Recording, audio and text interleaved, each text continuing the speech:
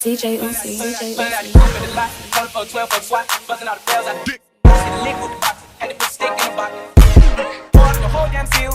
DJ Uzi, DJ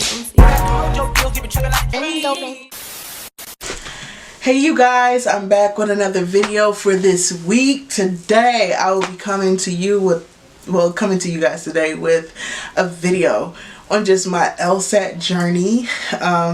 As I mentioned before in the past video, I would like you guys to kind of know, like, I'm literally in the process right now. So I think it's cool for you guys to follow me and just knowing a little bit about my background and my journey up to the point that I am right now. Well, where I am right now. So, I guess I should start off talking about my first impressions of the Lsat. I knew since I started college that I did want to go to law school. I knew about the Lsat, and I used to hear a bunch of these different opinions about it just being like only 3 to 6 months to prepare, so 3 being the minimum. And I heard a lot of success stories about people who studied for 3 months and was able to get like in the 160s or even in the high 150s. And so I thought, I would be that noodle, start studying my junior year so that I could take it the summer of my junior year. But I decided, I knew since the beginning as well that I wanted to study abroad. So my junior year, I studied abroad, and as you can guess, I tried to study while studying abroad, which is not recommended. If you're going to study abroad, just enjoy your time, try to study after, and keep doing it until, studying until you get a score that you like. So I studied abroad in Italy, and I tried to study while there. I had the Powerscore books, all 3 of them. So I was like, I'm going to self-study because those programs was like $1,000 plus for them, and I didn't have the money. I was like literally a broke college student, and I was like, I could teach myself. And I think my first error with that is not having discipline, self-discipline. I didn't have a lot of that. So me trying to train myself to like, you need to study. That wasn't my mindset. Literally, I would tell I didn't even have a schedule. Or I created a schedule but just didn't follow the schedule. So I told myself, okay, I'll study every day at the class, but I would get distracted because I was roommating with my best friend. So anytime she was talking, I was talking. I'd be like, oh, I'll do it later. Or having different events to do. I went on like spring break and brought my books and didn't touch it at all. That should have been the first time, like literally. Maybe it's not time to take this test, but we live and we learn. I studied very inconsistently when I got back home from study abroad, and on my diagnostic test I was scoring in the 130s, even though I knew that wasn't where I wanted to be. But I had this thought in mind, like, by the time November came,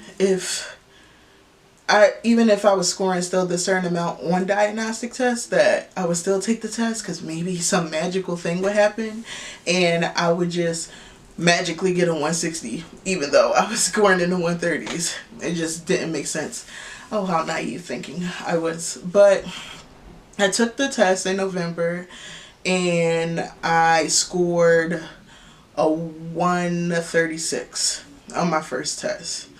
As you can imagine, I was distraught. I just felt like, man, law school probably isn't for me. I'm dumb.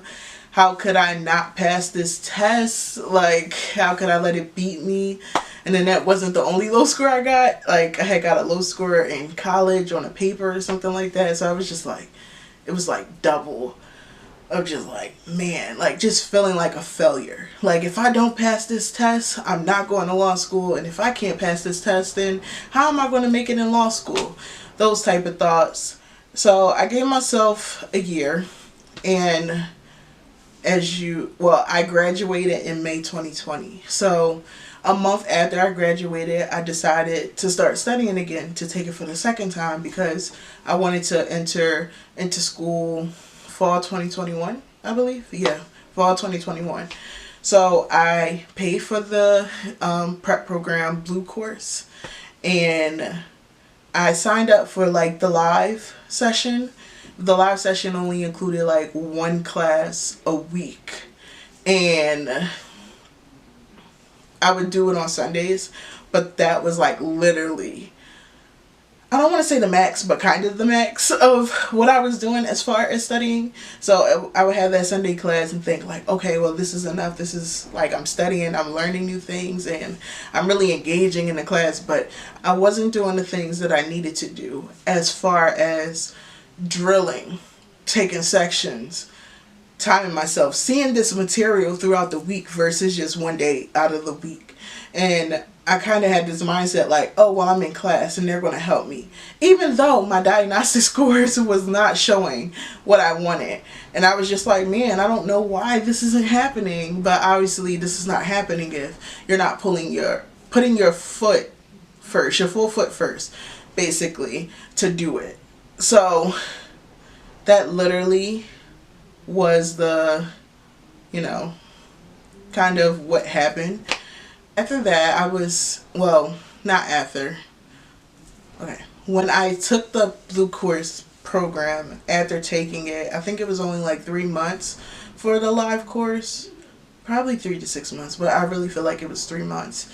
So that's like the extent to my studying that I was getting.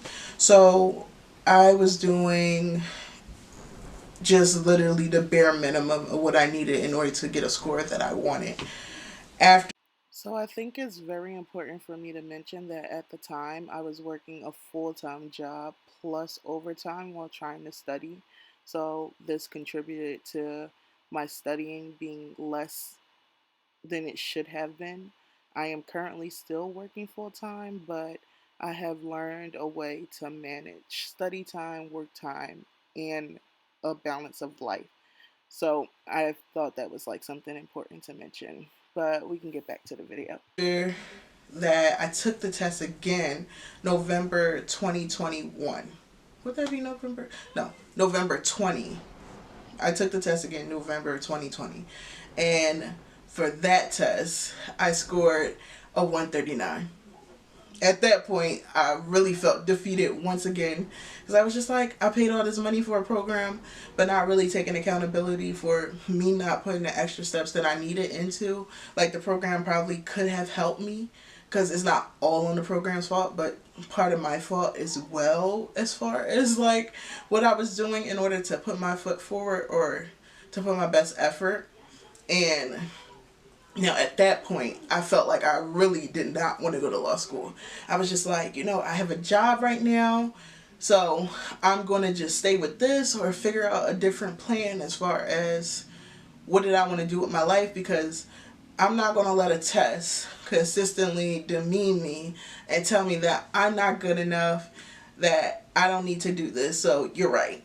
I don't have to do this. Like, oh my God, like my friend could be my witness.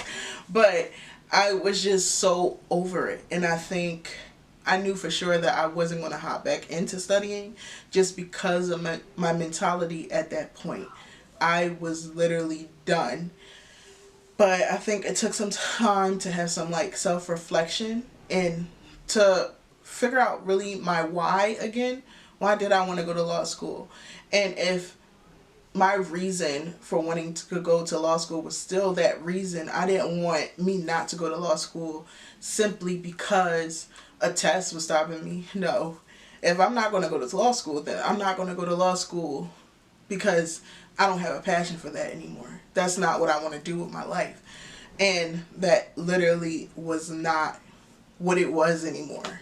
If you guys are interested in a video of figuring out, learning why I want to go to law school, I can do a video on that as well. So just leave comments below and I'll make another video for it. But literally, just refiguring out my why is what pushed me this time as far as studying. When my approach, so this will be my third time taking the test. This will be my last time taking the test, I shall say, because I'm getting into law school. Definitely say that to yourself. If you need it for yourself and you're taking the test right now, you are going to law school. But getting a little offhand. Literally, I started to self-study kind of. Well, I was trying to figure out my niche of what I wanted to do forward this time around. One thing I knew I had to do was be consistent. If I wasn't going to be consistent with my schedule, then nothing was going to happen. I originally had the mindset that I wasn't going to study for the whole 2021 and I would just start studying for the year 2022, which is where we are now. But I decided to start studying towards the end of July after coming from vacation. I was just like, you know what?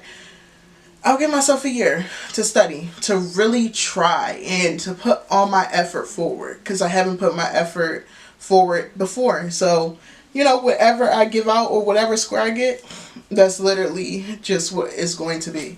So that's what I've been doing since July. I shall say the studying program that I am using right now is Lsat Demon, which has helped me like immensely. I am scoring in the high 140s currently. I'm scoring in the high 140s right now. And I know the basics of what the test is.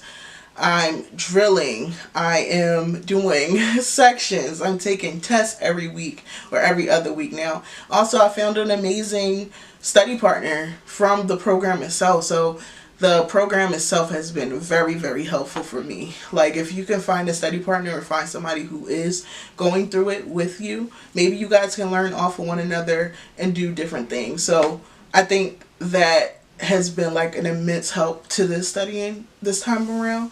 Just kind of having somebody there who's understanding the experience, and it's not only me or only my responsibility. Like, obviously it's mainly my responsibility, but just, you know, trying to make it fun, because I feel like as I've learned the fundamentals and starting to understand the test a little bit more, it has become fun.